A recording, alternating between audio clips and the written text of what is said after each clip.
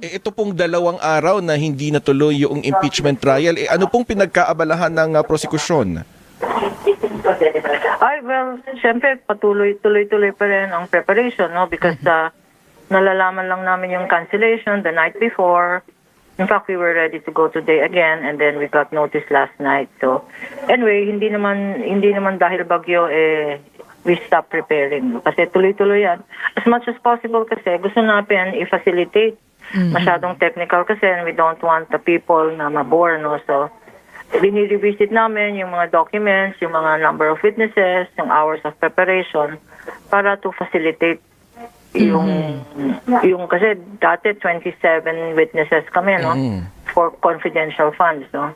Ilan pa lang natapos, no? We had 2 from the Land Bank and 2 from COA.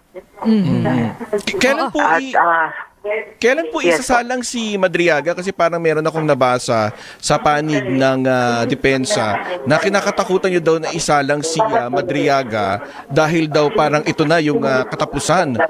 Ano pong masasabi nyo doon? Lahat naman ng witnesses namin, ini-evaluate namin, no? Whether we'll present Madriaga or not, kasi kasama rin dyan si Attorney Sulaika, sila Attorney Powa. Marami pa kaming ini-evaluate because ang magandang nangyari, yung aming hostile witness, no, si Acosta, malinaw na malinaw ang testimonya, no.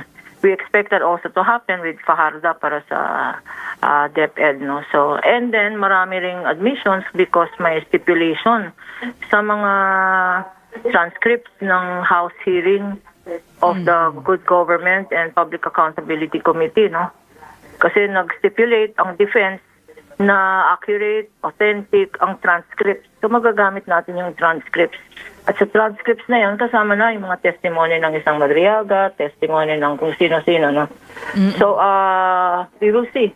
Evaluation lang naman. Kami naman sa prosecution, whatever is necessary, we will present whether witness or whether documents. May plano ba, Attorney Kapunan, na kasi nakansila ng 2 araw, nakaapekto ba ng labis ito sa impeachment trial na kailangan yung magdagdag pa ng araw? Ay, hindi naman. Because kami naman kasi sa prosecution, direct examination, ano? Ang direct examination naman talagang direct. Ang hindi lang ma-predict, syempre, yung cross-examination. Nakita niyo naman sa last witness ko, no, si Silene Del Campo, no, na 2 araw yung cross-examination. No? So, it depends on how long the cross-examination is. And it depends kung sino kasi yung direct examination hindi pa rin tapos na. Gaano kalakas, Attorney Kapunan, yung impeachment trial? Day 16 nga ba yun, kung di ako nagkakamali, pagdating sa prosecution narrative sa Article 1 ng impeachment trial? I think we're very confident about our documents and our testimony, no? Because clearly, sabi nga, res ipsa loquitur, the documents speaks for themselves, no? At saka miskin na balik ta rin mo yung mga cross-examination questions. You saw how my 2 COA witnesses answered, no? Si Attorney Wamil at si Ma'am Silene. Talagang based on documents naman yon and their professional judgment.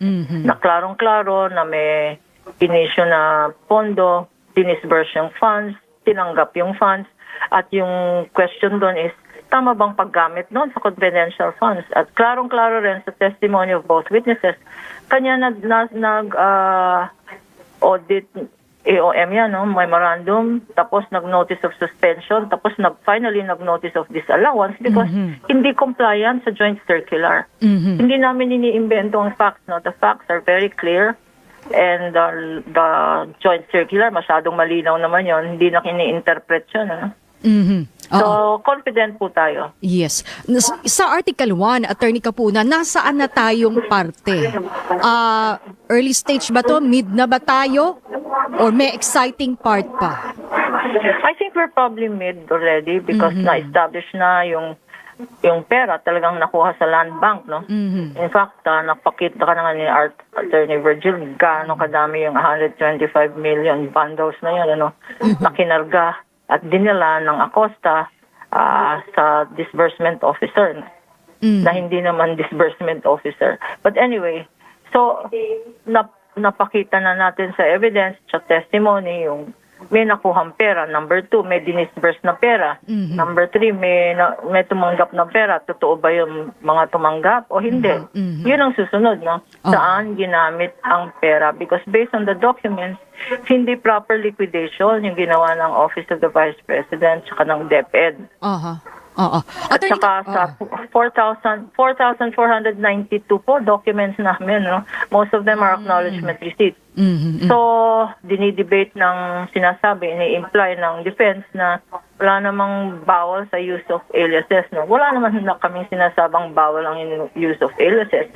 Ang bawal kung talagang tinanggap yan o talagang merong binili yan, wala kasing official receipts, wala namang sales invoices. Di sinong gumamit ng pera na yan, di ba? Sino ang nag-packet? Ginawa bang personal money yan ng Vice President or ng DepEd? No?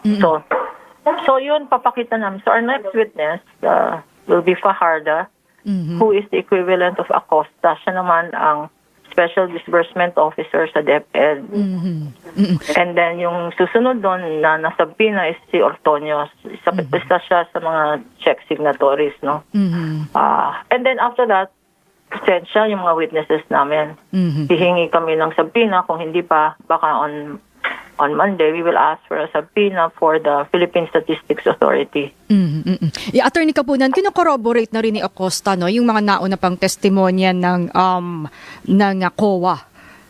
Meron pa ba tayong matitinding ebidensya na ilalabas na sinasabi kasi ng depensa na ipakita nyo na ba yung mga ebidensya talaga, yung mga patunay ng actual pocketing, pangbubulsa ng confidential fund?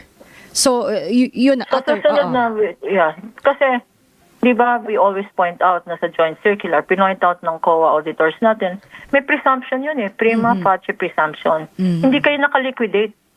Hindi kayo nag-submit ng tamang documents. Ang presumption nun, used it sa presumption sa guidelines as a joint circular, used for personal, no? And either used for personal benefit or misuse.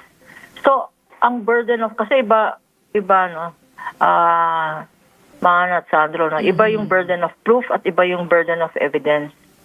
Ngayon, yung burden of evidence, patunayan nila na hindi ginamit for personal use or hindi misuse, nasa kanila. Wala na sa prosecution yun.